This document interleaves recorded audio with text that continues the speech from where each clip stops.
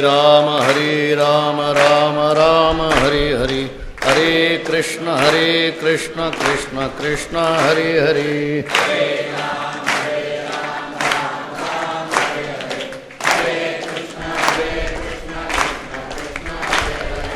हरे राम राम हरे हरे, हरे कृष्ण कृष्ण कृष्ण हरे हरे,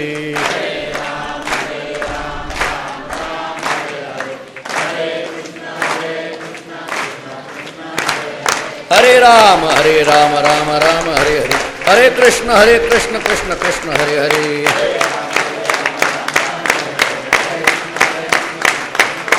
हरे राम राम हरे हरे, हरे कृष्ण कृष्ण कृष्ण हरे हरे,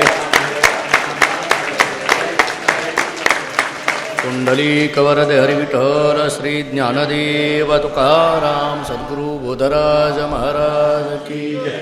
मंगलम भगवान विष्णु मंगलम गरुडध्वज मंगलम पुंडरीकाक्षो मंगलायतनो हरिः. जेने पंढरी सारिखाची आपुला धामन गाव केला, वैकुंठाधिपती श्री विठ्ठल सखा सोयरा जोडिला. जो का भक्त विरक्त भूतळवटी विख्यात हा बोधला, त्या श्री संत सद्गुरु मानुपूज चरण साष्टांग मी घातला. पुंडलीक वरदे हरि विठ्ठल श्री ज्ञानदेव तुकाराम बोधराज महाराज. रामं विश्वमयं वंदे, रामं वंदे रघुद्भवं, रामं विप्रवरं वंदे, रामं श्यामाग्रजं भजे. जयति रघुवंशतिलकः कौसल्यानन्दिवर्धनो रामः, दशवदन निधनकारी दाशराति पुंडरीकाक्षः. प्रस्तुत प्रवचनरूपी सेवेकरिता म्हणजे निरूपणाकरिता प्राप्त असणारा विषय प्रभू रामचंद्रांच्या चरित्रातील अध्यात्म ज्या ग्रंथामध्ये निरूपण केलं तो ग्रंथ म्हणजे अध्यात्म रामायण. आपल्या या श्रावण मास प्रवचनमालेचं हे 13वं वर्ष आणि या 13व्या वर्षीचा आरंभ करीत असताना अध्यात्म रामायण या विषयाने आजपासून आपल्याला महिनाभर चिंतन करायचं आहे.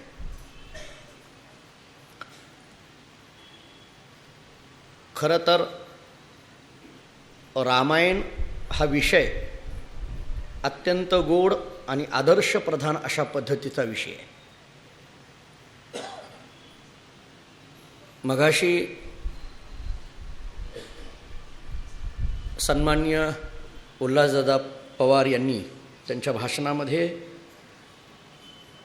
रामायणातला राम, रामायणातले लक्ष्मण, रामायणातली सीता, रामायणातले हनुमंत, रामायणातले भरत, रामायणातले शत्रुघ्न ही जी सगळी पात्र आहेत, या पात्रांचं चिंतन करत असताना आपल्या जीवनातले सगळे प्रश्न या सगळ्या पात्रांचं चिंतन करताना सुटून जातात, असं हे रामायण आहे.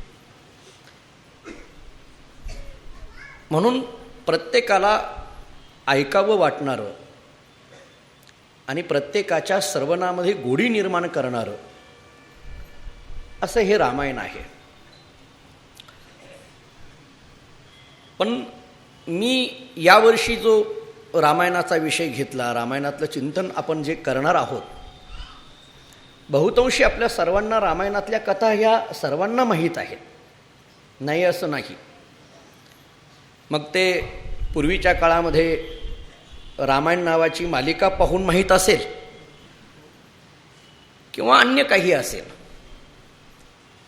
गावागावामध्ये भावार्थ रामायणाच्या ज्या पोथ्या लागल्या जातात त्याच्यातूनही आपल्याकडे रामायण बऱ्यापैकी आपल्याला कळून जातं. अलीकडल्या काळामध्ये अखंड हरिनाम सप्ताहामध्ये ज्या रामकथा होतात त्याच्यातूनही बऱ्यापैकी रामायण आपल्याला समजतं. पण या सगळे जी काही रामायण आत्तापर्यंत आपण ऐकत आलो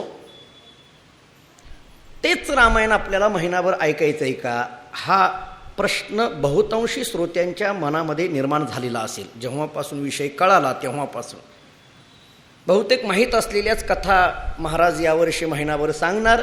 बहुतेक महाराजांना अभ्यासाला वेळ नाही म्हणून सोपं घेतले, असंही काही लोकांच्या मनामध्ये आलं असणार, आलं असेल. म्हणजे सगळे श्रोते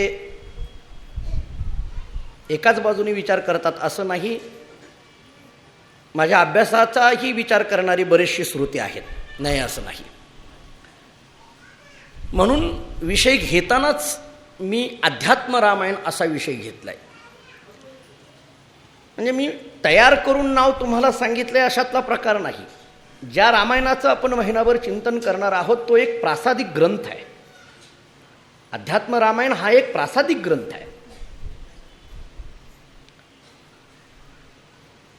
वाल्मिकी रामायण हे मूळ रामायण, आपल्या सगळ्यांना माहीत असलेलं रामायण वाल्मिकी रामायण आहे.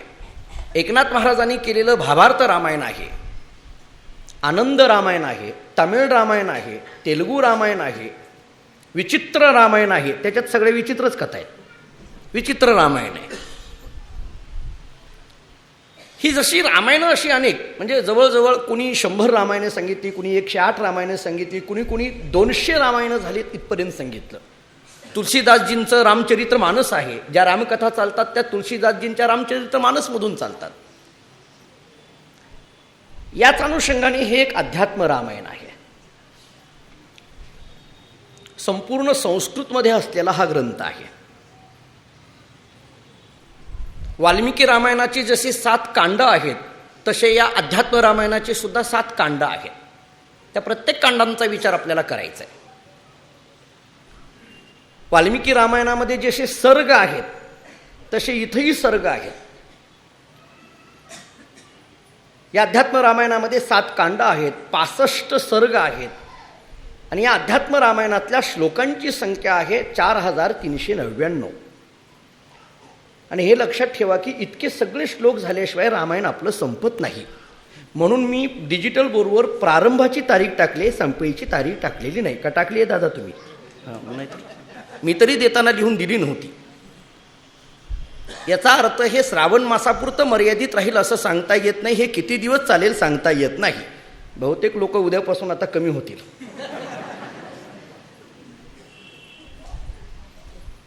ठीक आहे.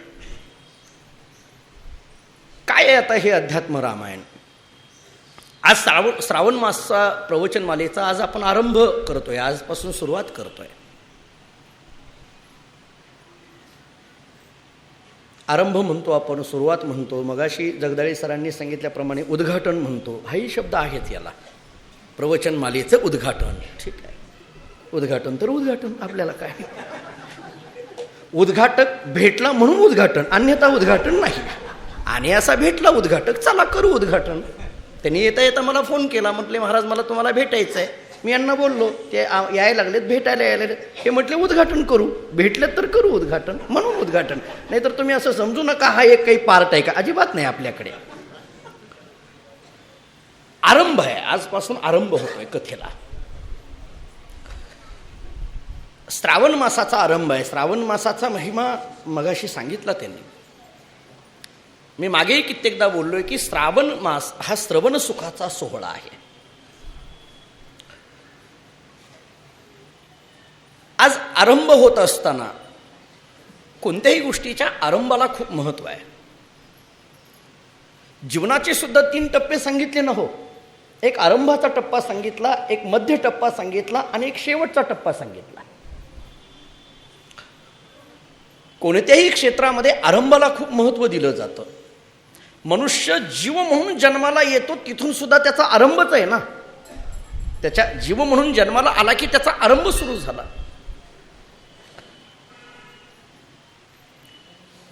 लग्न झालं की गृहस्थाश्रमाचा आरंभ सुरू झाला. एखाद्या व्यापाराला, उद्योगाला आपण सुरुवात करतो की तिथून त्याच्या उद्योगाला, त्याच्या व्यावहारिक जीवनाला आरंभ सुरू झाला. हा आरंभ खूप महत्वाचा. पारमार्थिक दृष्टिकोनातून आरंभ काय असावा? पारमार्थिक जीवनामधला आरंभ काय असावा? संतश्रेष्ठ ज्ञानेश्वर महाराजांना विचारलं की खऱ्या अर्थाने पारमार्थिक दृष्टिकोनातून आरंभ काय असावा, आरंभाला काय असावं, आरंभ कशाला म्हणावा, आरंभामध्ये माणसाने काय करावं. किंवा एक वाक्य बोलू का, ज्याचा आरंभ चांगला त्याचा शेवट चांगला. ऐका, ज्याचा आरंभ चांगला त्याचा शेवट चांगला. शेवट चांगला व्हावा असं वाटत असेल तर आरंभापासूनची चांगली वागणूक पाहिजे. तुकाराम महाराजांनी एक अभंग असा लिहिलाय, बहुतांशी आपल्या सर्वांच्या ऐकण्यातला, पाठातला आहे. याजसाठी केला होता अट्टाहास, शेवटचा दिस गोड व्हावा. हा अभंग आपल्या सगळ्यांच्या पाठात आहे. इथला शेवटचा दिस गोड व्हावा किंवा दिवस गोड व्हावा असा जो शब्द आहे, किंवा शेवट तो भला माझा बहु गोड झाला, असाही तुकाराम महाराजांचा अभंग आहे. पण तुकाराम महाराजांनी शेवटचा दिस गोड व्हावा हे होण्याकरिता काय केलं हे अगोदर सांगितलेलं आहे. शेवटचा दिस गोड व्हावा याच्याकरिता केला अट्टहास. याजसाठी शेवटचा दिस गोड व्हावा याजसाठी केला होता अट्टहास केला, प्रयत्न केला. आरंभापासून गोड होण्याकरता प्रयत्न केला. म्हणून ज्याचा शेवट गोड व्हायचा आहे त्याचा आरंभापासून त्याला गोड व्हावं ही गोडी लागावी लागते. ज्ञानेश्वर महाराजांना विचारलं काय आरंभाला असावं काय? ज्ञानोबाराय म्हणतात, माझ्या जीवनाचा जर विचार केला तर माझ्या जीवनामध्ये आरंभाला काय आलं? आरंभी आवडे आदरे आले नाम, तेने सकळ सिद्धी जगी झाले पूर्ण काम. ज्ञानोबाराय बोलतात, आरंभी आवडे आदरे आले नाम. खरं तर संतांच्या ज्या काही पंक्ती आहेत, अभंग आहेत, ओव्या आहेत, प्रमाणं आहेत, सहज जरी आपल्या मुखामध्ये आलेली असली तरी त्या प्रत्येक शब्दांकडे जर दूरदृष्टीने थोडासा विचार केला तर त्या प्रत्येक अक्षरातून किंवा त्या शब्दातून काय अर्थ समाजाला सांगायचं हे लक्षात येईल आपल्या. शब्द आणि त्या शब्दाच्या अर्थाच्या पलीकडे असलेला भाव समजावा. म्हणून तर आपल्याकडे तुकाराम महाराजांचे सार्थ गाथा असं जी लिहिली जाते, ज्ञानेश्वरी सार्थ म्हणजे ते अर्थासहित ओवी आहे. ओम नमो जय अध्याय वेद प्रतिपाद्या जय जय स्वसंवेद्या आत्मरूपा मान्य. पण त्याचा नेमका अर्थ काय सांगायचा आहे आणि त्या अर्थाच्या पाठीमागं नेमकं भाव काय आहे हे कळावं. भाव कळाले पाहिजे. रामायणातलं जसं अध्यात्म महर्षी व्यासांनी या ग्रंथातून सांगितलं. हा ग्रंथ महर्षी व्यासांचा आहे बरं. हा काही असा कुठून तरी तयार झाला अशातला भाग नाही. महर्षी व्यास महर्षींनी केलेला हा ग्रंथ आहे. याचं जे महात्म्य आलेलं आहे ते ब्रह्मांड पुराणामध्ये महात्म्य आलेलं आहे. पुराणात तुम्ही पाहून घ्या. आणि महर्षी व्यासांनी त्याच्यावर हे 4399 श्लोक सांगून हे रामायण काय आहे हे समाजाच्या समोर ठेवलं. रामायणातलं जसं अध्यात्म आपल्याला वाल्मिकी रामायणाचा आधार घेऊनच हे चाललेलं आहे सगळं. अध्यात्म रामायण तरी काय आणि भावार्थ रामायण तरी काय, या सगळ्या रामायणाला मूळ रामायण आहे वाल्मिकी रामायण. जसं रामायणातलं अध्यात्म वाल्मिकी रामायणातलं अध्यात्म हे अध्यात्म रामायणातून बाहेर पडलं, तसं वाल्मिकी रामायणातल्या प्रत्येक अक्षरांच्या अर्थाचा भाव हा भावार्थ रामायणातून बाहेर पडला आहे. नाथ महाराजांच्या एकनाथ महाराजांनी जे भावार्थ रामायण केलं ना, 40,000 ओव्यांचं भावार्थ रामायण आहे. एकनाथ महाराजांसारखी ग्रंथसंपदा अन्य कोणत्या संतांची नाही आहे. पहा तुम्ही, मी तर असं म्हणेन जसं आपल्याकडे व्यासोच्चिष्ट जगत्त्रय असं म्हटलं जातं, व्यास महर्षींनी प्रचंड अशा पद्धतीची ग्रंथ निर्मिती केली, तसं वारकरी संप्रदायाचा इतिहास केला तर एकनाथ महाराजांनी खूप ग्रंथसंपदा निर्माण केली. आपल्याकडे एकनाथ महाराज म्हटलं की भारुडं डोळ्यासमोर येतात पहिल्यांदा. नाथांची भारुडं ही प्रसिद्ध आहेत. किंवा प्रस्थांतरीचा विचार केला तर एकनाथ महाराजांचं भागवत, ज्याला एकनाथी भागवत असं म्हणतो. आणि गावागावामध्ये रामायणाचा विचार केला तर एकनाथी रामायण किंवा भावार्थ रामायण असं म्हटलं जातं. ज्ञानेश्वर महाराजांनी आरंभाचा विचार करताना सांगितलं, आरंभी आवडे आदरे आले ना. इथला आरंभ शब्द, पण त्या शब्दाला जोडलेली दोन विशेषणं मला खूप महत्वाची तेवढी सांगायची आहेत आपल्याला. आणि त्यातलं पहिलं विशेषण ज्ञानोबारांनी सांगितलंय आवडे, आणि दुसरं विशेषण सांगितलेलं आहे आदरे. ज्ञानोबाराय सांगतात, माझ्या मुखामध्ये आरंभाला जे आलं, माझा बोलायला मी सुरुवात केली, आरंभ जो झाला तो भगवंताच्या नामाने झाला. आणि खरं सांगू का, आपल्या दिवसाचा आरंभ सुद्धा भगवंताच्या नामाने व्हावा.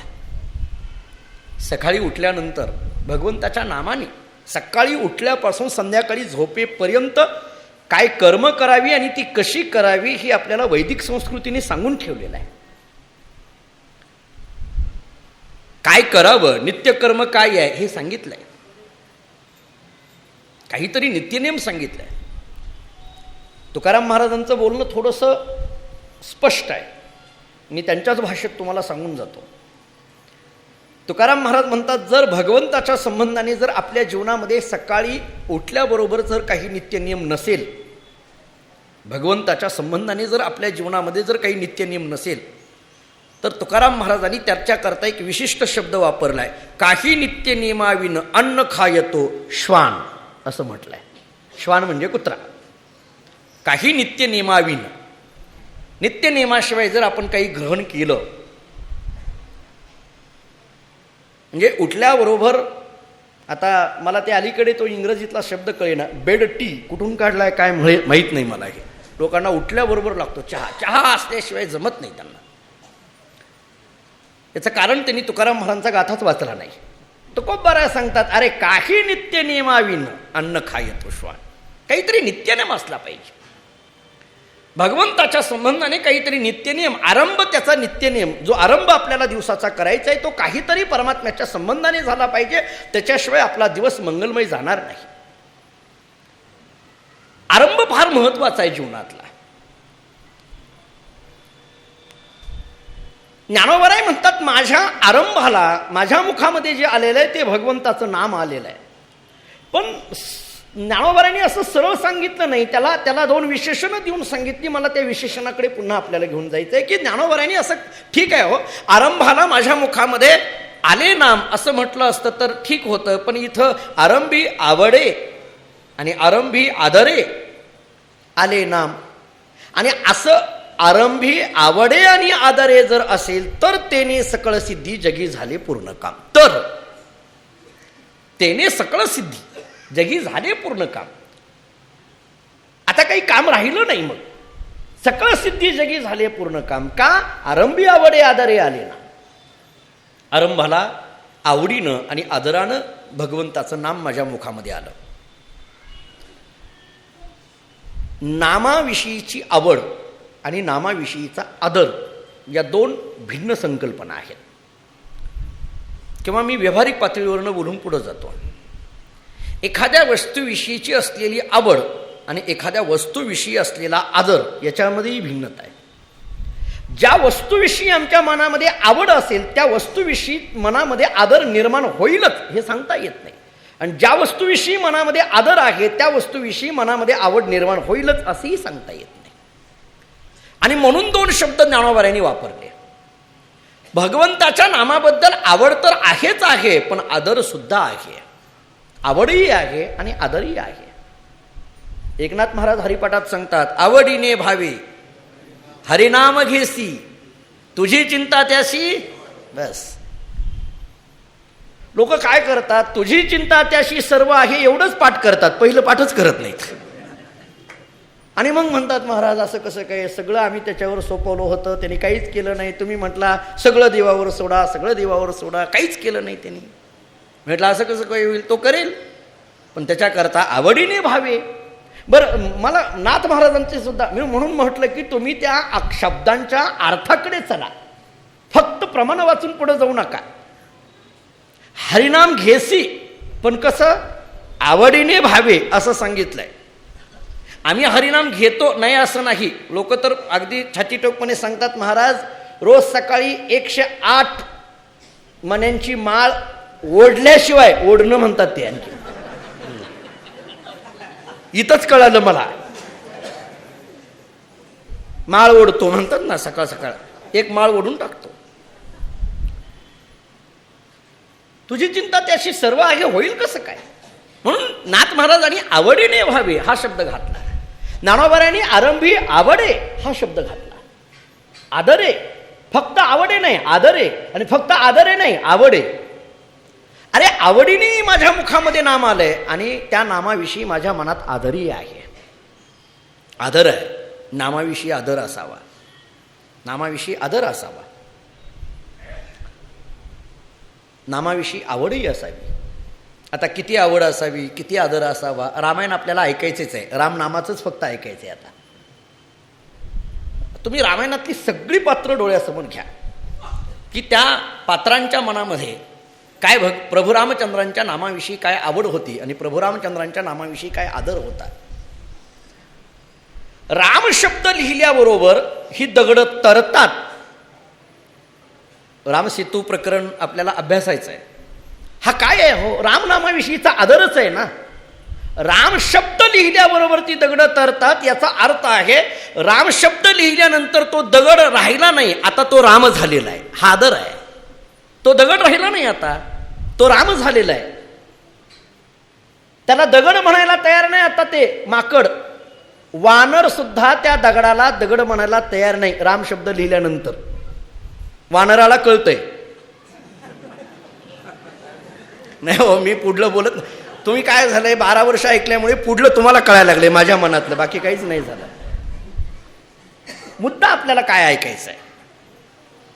आरंभी आवडे आदरे आले नाम असं म्हणतात. मला तरी आणखीन एक अतिशय महत्त्वाचा मुद्दा एवढाच आज प्रस्तावनेमध्ये विचार करून मला अध्यात्म रामायणाचा अर्थ आपल्यासमोर मांडायचा आहे.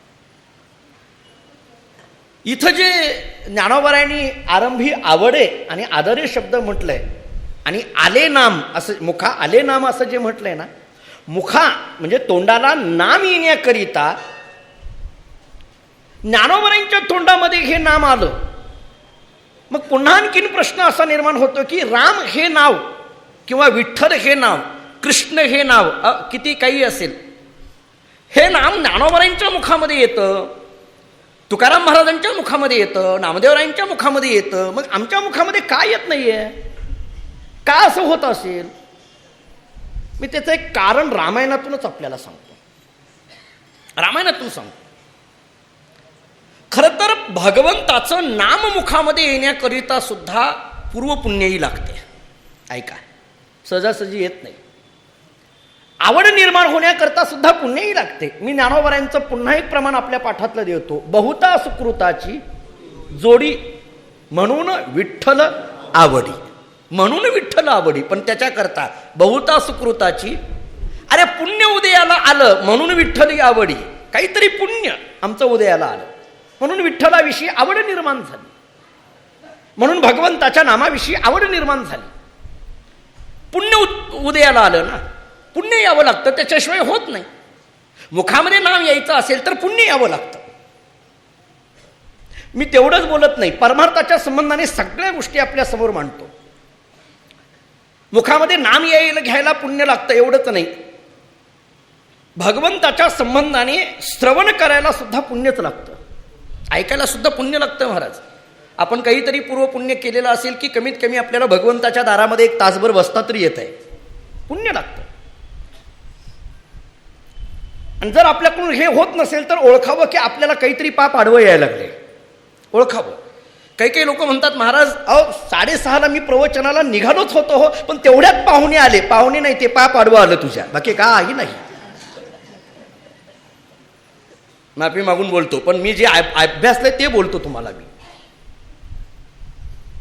याचा अर्थ असा आहे की आपल्या पारमार्थिक क्रिया करण्याकरता काहीतरी पुण्योदय झाला पाहिजे, त्याच्याशिवाय होत नाही.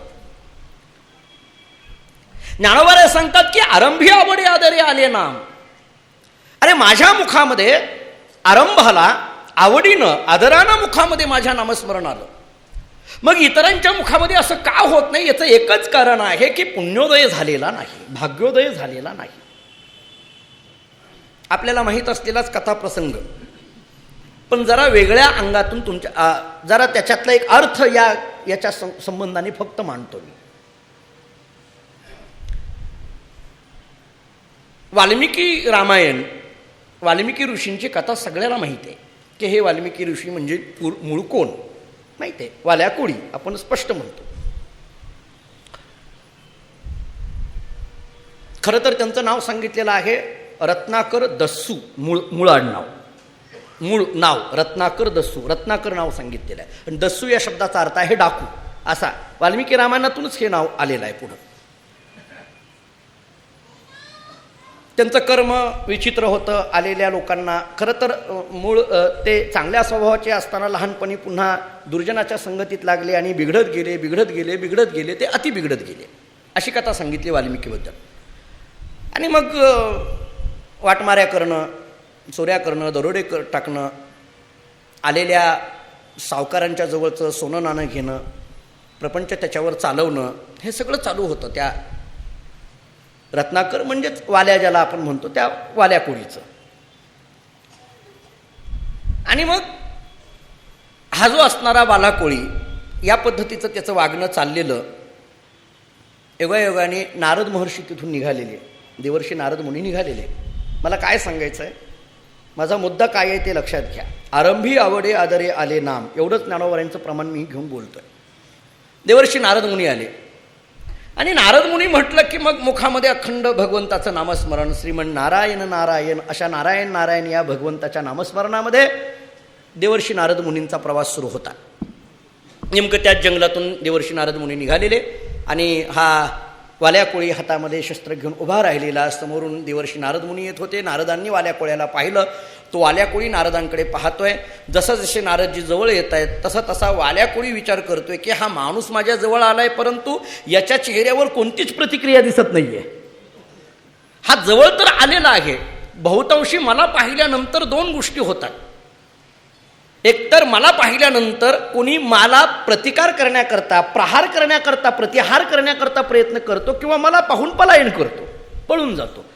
पण हा दोन्हीही करत नाही. मला मारण्याचाही प्रयत्न करत नाही, मला घाबरून पळून जाण्याचाही प्रयत्न करत नाही. मला पाहून सुद्धा हा सरळ तसाच पुढे यायला लागलेला आहे. देवर्षी नारद मुनी असे सहज अगदी स्वच्छंद मनाने भगवंताचं नामस्मरण करत निघालेले. वाल्या कोळी एकदम समोर हात पकडला. कोण आहात, काय आहात, कोण आहात? नारदांनी सांगितलं मी त्या भगवंताचा दासानुदास आहे. काय आहे का तुमच्याजवळ?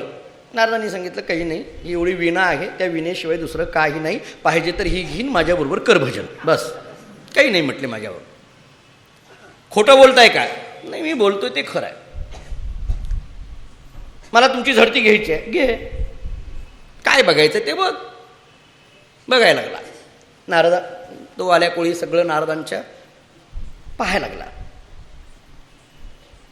गंमत अशी सांगतो, वाल्या कोळीने नारदांच्या अंगाला हात लावला आणि झडती घ्यायला लागल्याबरोबर संतांच्या शरीराला हात लागलेला होता. वाल्याचा संतांच्या शरीराला हात लागलेला होता.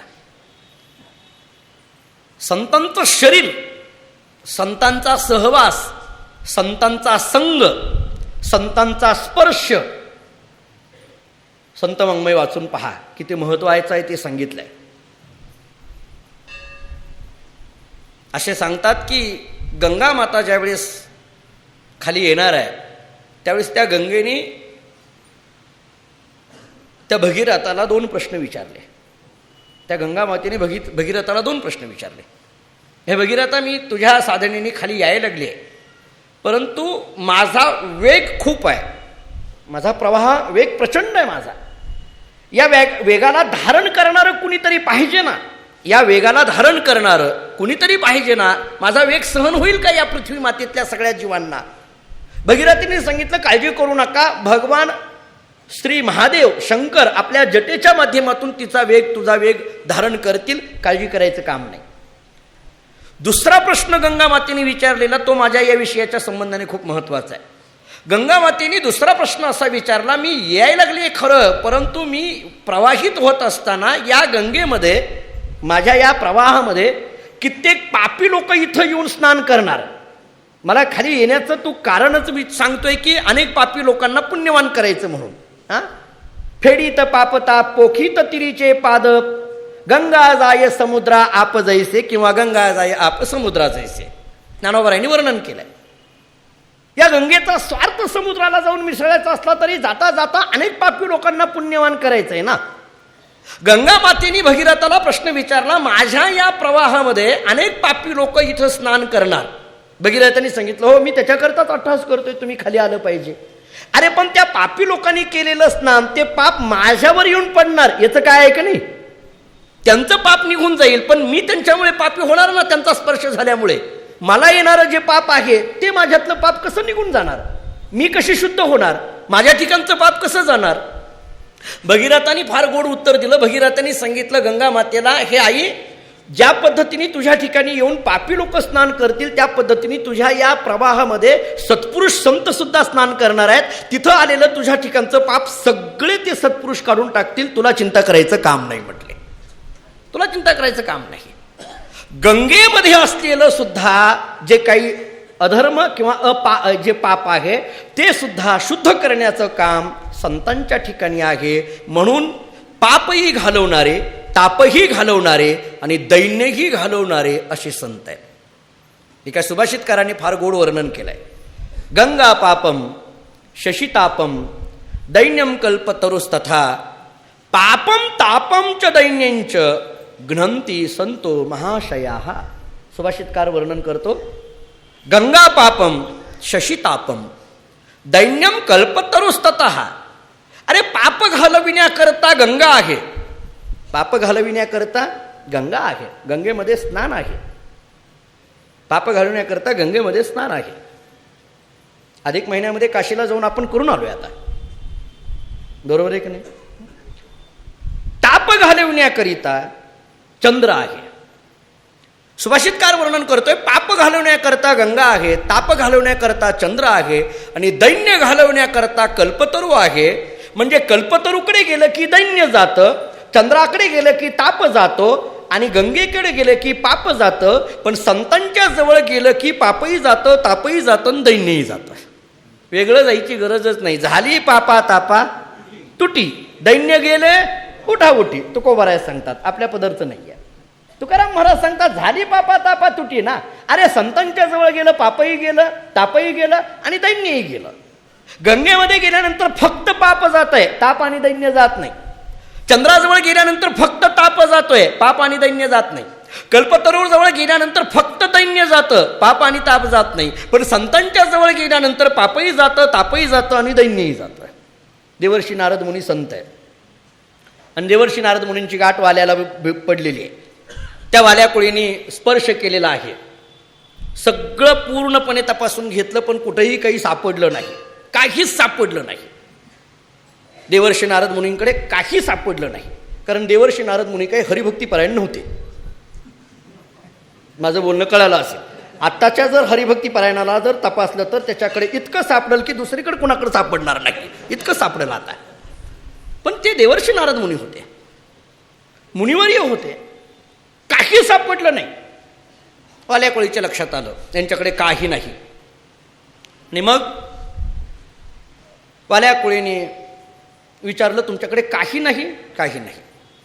मग तुमचं चालतं कसं काही व्यवहार, तुमच्याकडे काहीच नाही, काही नाही. तुम्ही मला पाहून घाबरलाही नाही. नाही घाबरलो. का घाबरला नाही.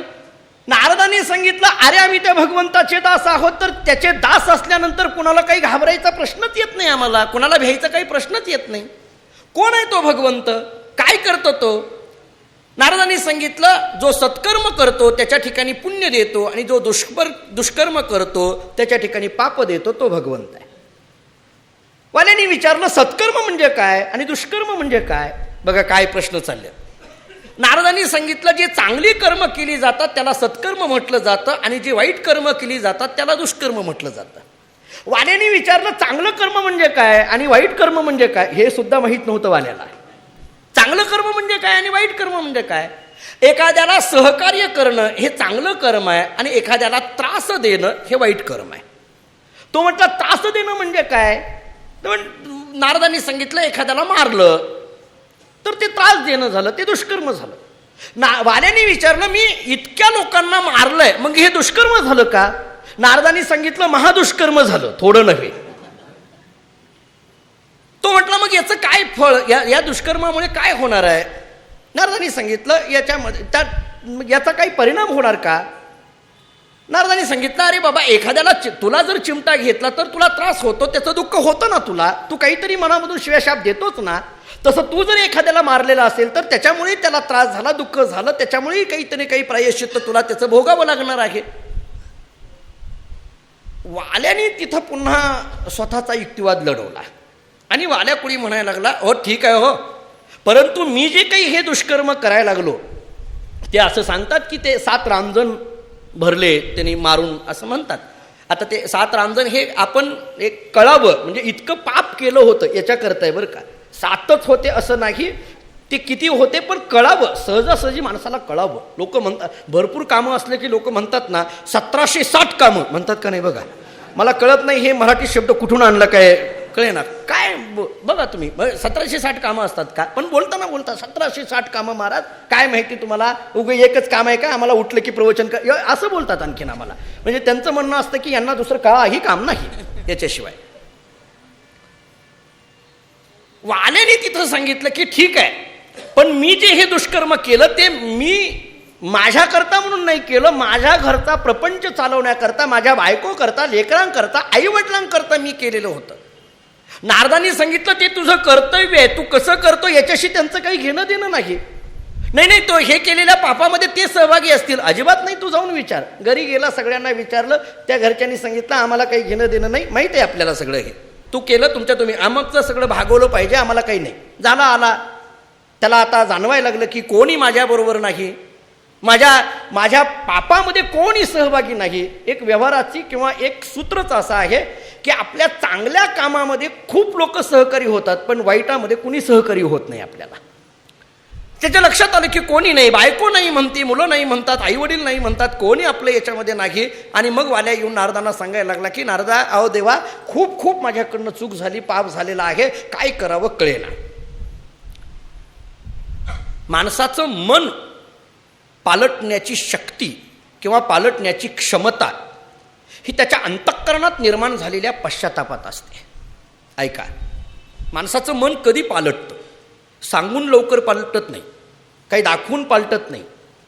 माणसाचं मन सगळ्यात महत्त्वाचं. जर आपण म्हणतो ना, लोक म्हणतात यांचं मन बदललं पाहिजे, पण याचं मन बदलण्याकरता त्याच्या अंतःकरणामध्ये ती जो पश्चाताप निर्माण झालेला असतो त्याच्याशिवाय मन बदलत नाही.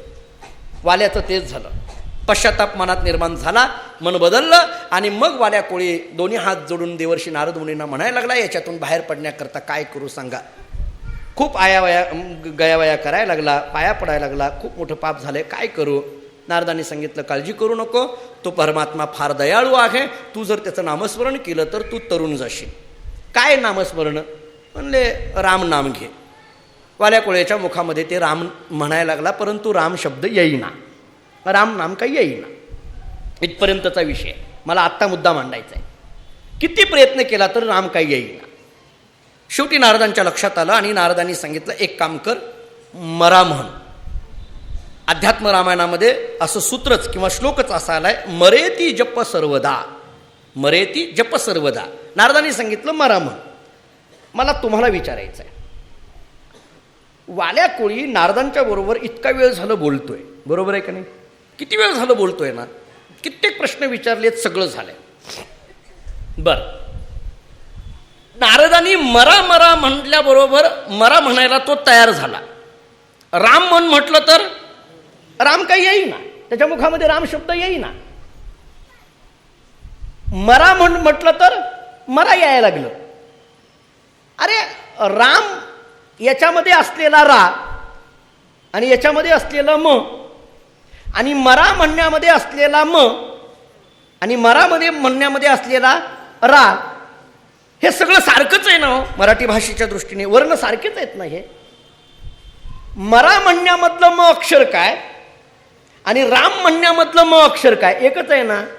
मरा म्हणण्यामधलं रा अक्षर काय आणि राम म्हणण्यामधला रा अक्षर काय? एकच आहे ना. मग हे दोन्हीही एकच असताना मग मला प्रश्न असा विचारायचा आहे, ज्या वाल्याला मरामधला म म्हणता येतो, मरामधला रा म्हणता येतो, त्या वाल्या कोळीला राममधला रा आणि राममधला म म्हणता येऊ नये का, असं का व्हावं? अरे मरा म्हणता येतं तर मग राम का म्हणता येऊ नये? इतका वेळ झाला तू बोलतोयस, बर किती वर्ण तुझ्या मुखातून आले असतील त्या वाल्याच्या, मग इतके सगळं असतानाही असं का व्हावं? मरा म्हणण्यामधला म म्हणता येतोय, मरा म्हणण्यामधला रा म्हणता येतोय, मग राम म्हणण्यामधला रा आणि म म्हणता का येऊ नये? याचं एकच कारण शास्त्राने सांगितलेलं आहे, पुण्योदय झालेला नव्हता, आणखी भाग्योदय झालेला नव्हता, पुण्य उदयाला आलेलं नव्हतं. राम शब्द मुखामध्ये यायचा असेल तर पुण्य उदयाला यावं लागतं, त्याच्याशिवाय राम शब्द मुखातून येत नाही. ज्ञानोबारांनी तीच भूमिका मांडली आहे. आरंभी आवडे आदरे आले नाम, तेने सकळ सिद्धी जगी झाले पूर्ण काम. माझ्या मुखामध्ये आरंभाला आवडीनं हे भगवंताचं नामस्मरण आलेलं आहे. नारदांनी वाल्या कोळीला जो दिलेला उपदेश आहे, मरा मरा म्हणण्यातून मग जी झालेला राम राम शब्दाचा जो उपदेश आहे, खरं तर नारदजी म्हणजे तपस्वी आणि स्वाध्याय निरत अशा पद्धतीचे वक्ते होते, असं अध्यात्म रामायणाने चिंतन केलेलं आहे, अशा पद्धतीचं चिंतन केलेलं आहे.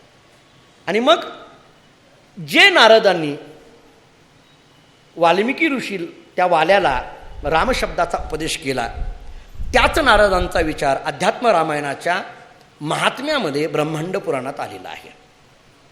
त्याच नारदांनी ब्रह्मदेवाकडे ज्यावेळेस नारदजी गेले आणि ब्रह्मदेवाकडे जाऊन नारदांनी ब्रह्मदेवाची स्तुती केली, ब्रह्मदेव प्रसन्न झाले आणि प्रसन्न चित्ताने ब्रह्मदेवाने विचारलं नारदांना की तुला काय पाहिजे, काय म्हणणं आहे? नारदांनी सांगितलं, कलियुगामध्ये सुरू असलेलं हे जे काही अधःपतन आहे, कलियुगामध्ये सुरू असलेलं जे कामाचं, क्रोधाचं आणि लोभाचं जे विकाराचं प्राबल्य आहे, याच्यातून कलियुगाला सोडण्याकरता नेमकं काय करावं लागेल, याच्याकरता काय सांगावं लागेल, या कलियुगातल्या लोकांनी काय करावं लागेल? ब्रह्मदेव आनंदी झाले या प्रश्नाने आणि ब्रह्मदेवानी सांगितलं याच्याकरता अध्यात्म रामायणाचं चिंतन करावं लागेल, त्याच्याशिवाय विकारावर प्राबल्य मिळणार नाही. आता प्रश्न मग निर्माण झाला, हे अध्यात्म रामायण काय आहे? की ज्या रामायणामध्ये भगवंताच्या, प्रभू रामचंद्राच्या, रामनामाच्या, रामगुणांच्या संबंधाने विचार मांडलेला आहे. हे रामायण नेमकं काय आहे? या रामायणाची भूमिका नेमकं काय आहे?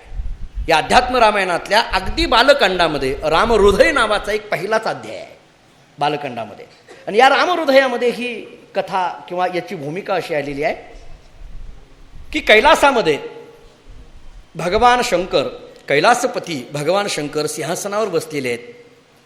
पार्वती माता भगवान शंकराच्या समोर उभी आहे आणि पार्वती मातेने भगवान शंकराकडे पाहिलं आणि पाहिल्याबरोबर जो श्लोक उच्चारला, त्या पार्वतीच्या मुखातून आलेला अध्यात्म रामायणातल्या बालकांडातला रामहृदयातला श्लोक असा आहे, नमोस्तुते वे देव जगन्निवास सर्वात्मदृक्त्वं परमेश्वरोस्मि पृच्छामि तत्त्वं पुरुषोत्तमस्य सनातनं त्वं च सनातनोसि.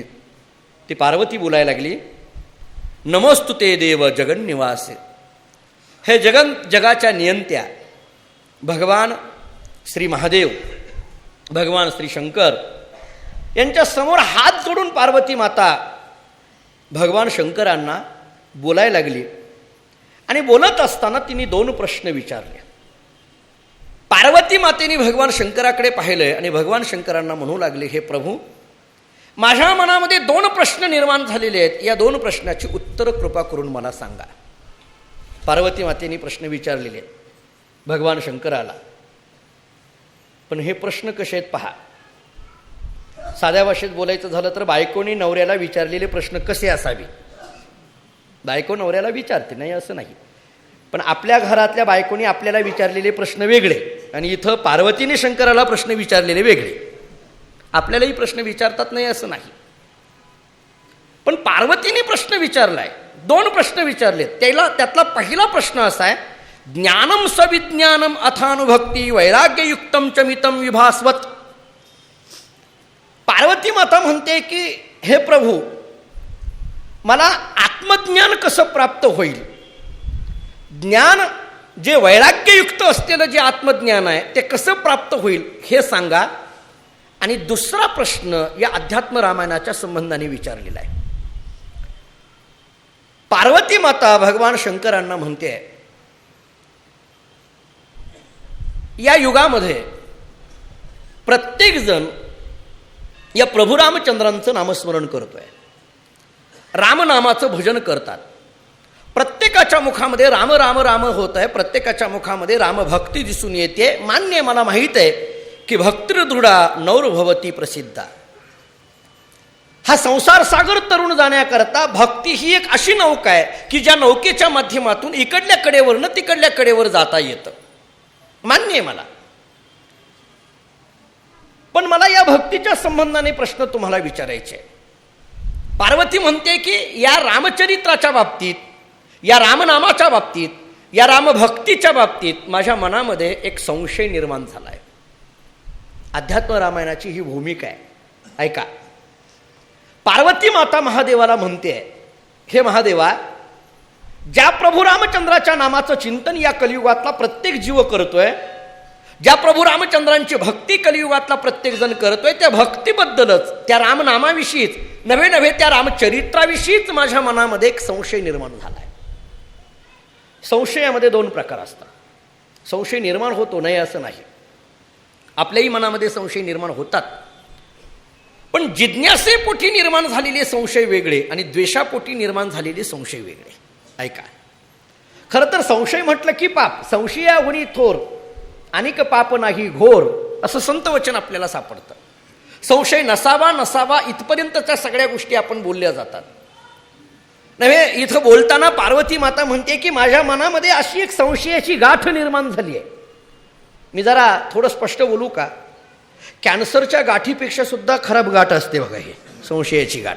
भले एखाद्या वेळेस कॅन्सरची गाठ बार्शीतल्या कॅन्सर हॉस्पिटलमध्ये जाऊन काढता तरी येईल, पण ही संशयाची गाठ प्रवचन ऐकल्याशिवाय निघत नाही, एवढं नक्की आहे. कुठं आहे ती गाठ? काय आहे ती गाठ? मी नेहमी सांगत असतो ना, एखादा माणूस जर गप्प असला तर दुसऱ्या माणसाला विचारलं, हे माणूस का गप्प आहे? लोक म्हणतात, महाराज तुम्हाला माहित नाही, ते आतल्या गाठीचं आहे. आतल्या गाठीची माणसं नाही का? काय आहे ही संशयाची गाठ? काय आहे? पार्वती मातेच्या मनामध्ये हा संशय निर्माण झालाय, पण हा निर्माण झालेला संशय जिज्ञासेपोटी आहे हे विसरू नका. द्वेषापोटी संशय निर्माण होतात नाही असं नाही. प्रापंचिक जीवनामध्ये निर्माण होणारे संशय वेगळे आणि पारमार्थिक जीवनामध्ये निर्माण होणारे संशय वेगळे. अध्यात्म रामायणाची भूमिकाच ऐकताना आपल्याला असा प्रश्न लक्षात घ्यायचा आहे की इथं महादेवांना पार्वती माता प्रभू रामचंद्राच्या चरित्रामध्ये घडलेल्या एका विशिष्ट घटनेने जी काही संशय निर्माण झालाय त्याच्यावर अध्यात्म रामायणाची सगळी भूमिका अवलंबून आहे. आता तो संशय काय आहे ऐका. पार्वती माता महादेवांना विचारते, हे महादेवा, ज्या रामाचं भजन तुम्ही रोज करता, ज्या रामाचं नामस्मरण तुम्ही रोज करता, रामनाम राम राम राम नाम घेता, तो जो राम आहे, रामायणातला जो राम आहे, तो राम परमात्मा आहे असं आत्तापर्यंत मी तुमच्याकडून ऐकलं. परमात्मा आहे असं ऐकलं. खरं तर आपण दशावताराचं चिंतन करत असताना राम परमात्मा, हे राम परमात्मा आहेत, कृष्ण परमात्मा आहे, वामन म्हणजेच परमात्मा आहे, परशुराम म्हणजेच परमात्मा आहे, हे सगळं सांगतो. आणि मग आपल्या मनामध्ये निर्माण होती जिज्ञासा की राम परमात्मा आहे, कृष्ण परमात्मा आहे, मग हा परमात्माच म्हणजे नेमकं काय, ही जिज्ञासा निर्माण होते. बरोबर आहे की नाही? पहा, राम म्हणजेच म्हणजे राम परमात्मा आहे, कृष्ण परमात्मा आहे, अशी विभिन्नता ज्यावेळेस आपण परमात्म्याच्या बाबतीत नावाच्या आकाराच्या संबंध, निराकाराचा विचार पण आकारातून व्यक्त केलाय. मी जरा थोडं तत्वज्ञानाच्या दृष्टीने बोलतो, ऐका जरा. परमात्मा निराकार आहे, पण हा निराकार असलेला परमात्मा आकाराच्या दृष्टीने इथं प्रतीत केलेला आहे. राम परमात्मा म्हणून सांगितलं. परमात्मा निराकार सांगितला ना, निर्गुण निराकार सांगितला. पण इथं बोलताना जो सगुण असलेला, कोदंडधारी असलेला, ज्याच्या हातामध्ये धनुष्य आहे, तो परमात्मा सांगता. ज्याच्या हातामध्ये मुरली आहे कृष्ण, तो परमात्मा तुम्ही सांगता. मग अशी विभिन्नता निर्माण झाली की मग मनामध्ये प्रश्न निर्माण होतो, नव्हे मनामध्ये जिज्ञासा निर्माण होते की हा परमात्मा नेमकं कसा आहे. सोपं बोलू का? हे हातातलं जे काही बांगडी आहे किंवा कडं आहे, विचारतात हातामध्ये कडं घातलेलं असेल तर हे कडं कशाचं आहे? अहो सोन्याचं आहे. कडं हातातलं कडं सोन्याचं आहे, ही बोटातली अंगठी सोन्याची आहे, हे कानातले कुंडलं सोन्याचे आहे, गळ्यातला हार सोन्याचा आहे. आणि मग मनामध्ये निर्माण होते की हे सोनं म्हणजे नेमकं काय? सोन्याचं आहे म्हणून सांगताना, हातातलं कडं सोन्याचं आहे म्हणून सांगताना, कानातली कुंडलं सोन्याची आहेत म्हणून सांगताना, बोटातली अंगठी सोन्याची आहे म्हणून सांगताना, गळ्यातला हार सोन्याचा आहे म्हणून सांगताना, हे सगळं जर सोन्याचं आहे सोन्याचं आहे सोन्याचं आहे सोन्याचं आहे असं म्हटलं की मग मनामध्ये निर्माण होतो की हे सोनं म्हणजे काय, नेमकं सोनं काय आहे, याचं मूल्य वाढतं. या सोन्याबद्दलची भावना अतितीव्र होते. बोटामध्ये असलेली एक अंगठी सोन्याची आहे आणि एक अंगठी चांदीची आहे असं म्हटलं की चांदीपेक्षा सोनं महत्वाचं आहे हे वाटायला लागतं का नाही आपल्याला? ही तुलना येते का नाही आपल्या मनामध्ये? अंगठी सोन्याची आहे, गळ्यातला हार सोन्याचा आहे, कानातलं कुंडलं सोन्याचं आहे म्हटलं की सोनं म्हणजे काय, सोन्याचं मूल्य काय आहे हे जाणून घेण्याची आपल्या मनामध्ये जिज्ञासा निर्माण होते. तसं कृष्ण परमात्मा आहे, राम परमात्मा आहे, वामन परमात्मा आहे, परशुराम परमात्मा आहे असं म्हटलं की परमात्मा म्हणजे काय हे जाणून घेण्याची जिज्ञासा निर्माण होते. पार्वती माता भगवान शंकरांना प्रश्न करते, भगवान महादेवांना प्रश्न करते की राम हा परमात्मा आहे ना? महादेवांनी सांगितलं हो परमात्मा आहे.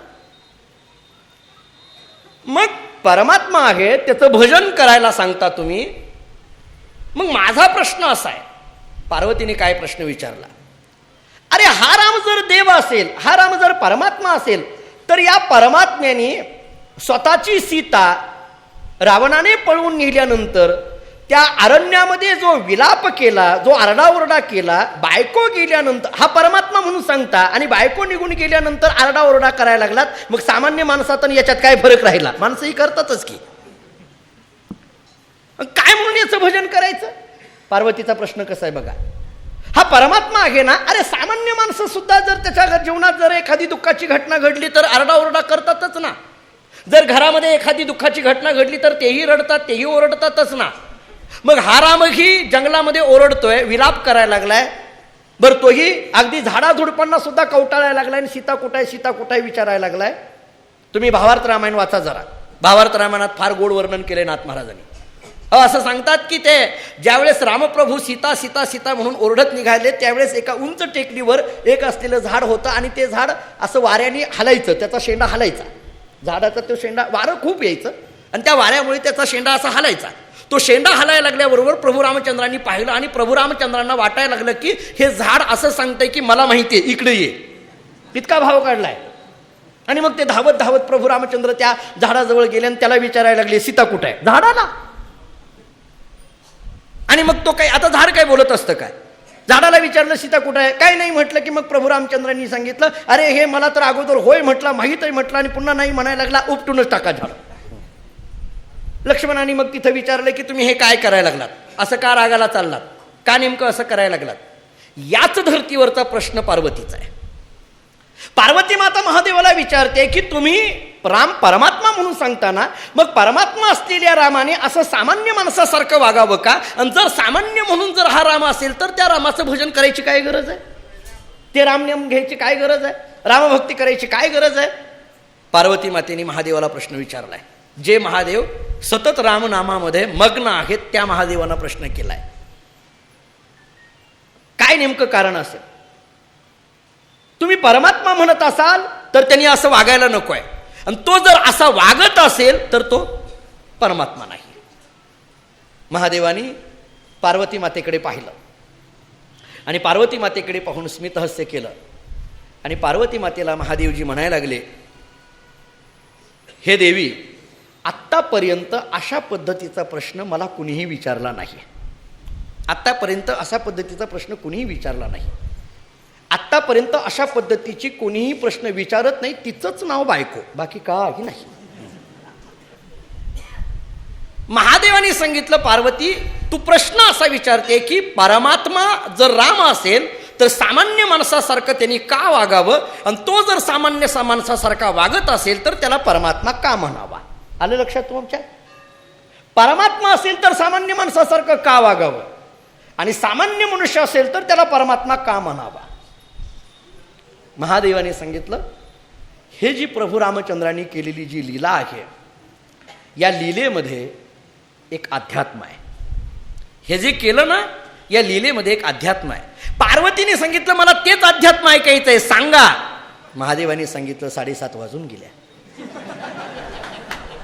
सांगता येत नाही, वेळेच्या पुढे जाता येत नाही. जरी उद्घाटनाने वेळ घेतला असला उद्घाटकाने, तरी मला जाता येत नाही. असो, हे जे रामायण आहे, आता इथून खरी भूमिका रामायणाची सुरू होते आहे. रामायणाचं जे मुख्य तत्व आहे हे मी आपल्यासमोर मांडलं. आपण रामायणाचं चिंतन आजपासून करणार आहोत. अध्यात्म रामायणाची नेमकी पार्श्वभूमिका काय आहे हे मी आपल्यासमोर मांडली.